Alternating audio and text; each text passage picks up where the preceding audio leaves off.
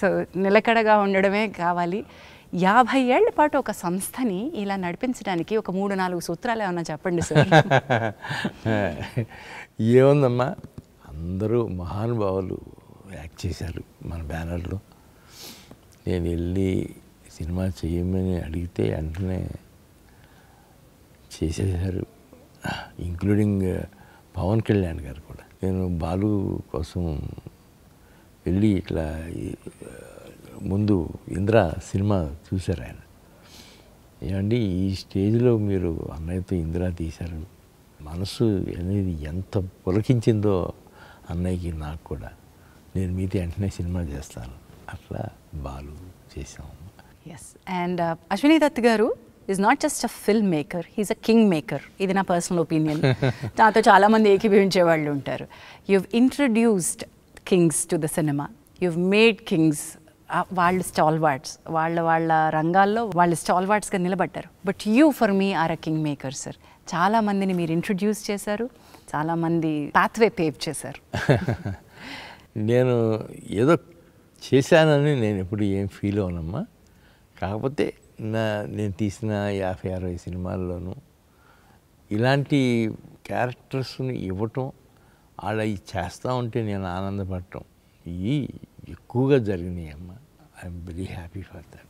Yes. మీ అంటే పిల్లలు నెక్స్ట్ జనరేషన్ రావడం ఒక ఎత్తు అయితే, ఇప్పుడు చిరంజీవి గారు, కృష్ణ గారు మీ బ్యానర్లో వర్క్ చేసినట్టయితే వాళ్ళ పిల్లల్ని కూడా మీ బ్యానర్ నుంచి ఇంట్రడ్యూస్ చేయాలనుకోవడం, అది వాళ్ళు కూడా మిమ్మల్ని నమ్మి ఇచ్చినటువంటి బాధ్యతే కదండి. ఇచ్చిన బాధ్యతేనమ్మా. ఫస్ట్ కృష్ణ గారమ్మా, నెక్స్ట్ చిరంజీవి గారు, అందరూ అరవింద్ గారు, తారక రత్న, ఒకటో నెంబర్ కుర్రారు కానీ తారక్ స్టూడెంట్ నెంబర్ 1 అన్నీ అట్లా వచ్చినాయనమ్మా. ఆ సీజన్లో నేను కూడా రాఘవేంద్రరావు పక్కన ఉండేవారు కాబట్టి కొన్ని సినిమాలు ఆయనతో పాటు పార్ట్నర్షిప్లో తీసాం కదమ్మా.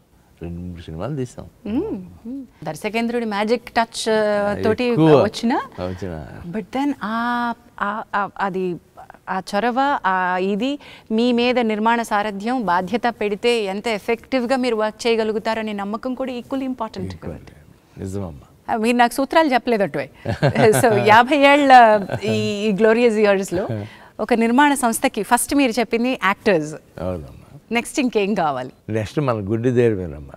గుడ్డి ధైర్యం, అయ్యో బాబోయ్, దాన్ని గుడ్డిగా నమ్మడం కష్టం సార్. అలా కుదిరిందమ్మా అంతే. కథని నమ్మడము లేదా దర్శకుడిని వినడము, దానిలో మన జడ్జ్మెంట్, ఇక్కడ గుడ్డిగా ఉండడం కంటే, ఇప్పుడు మీరు చెప్పారు 2-3 నెలలు కూర్చున్నారు, 27 మంది రచయితలు కూర్చున్నారు. It is not just blind అనుకుంటున్నాను సార్.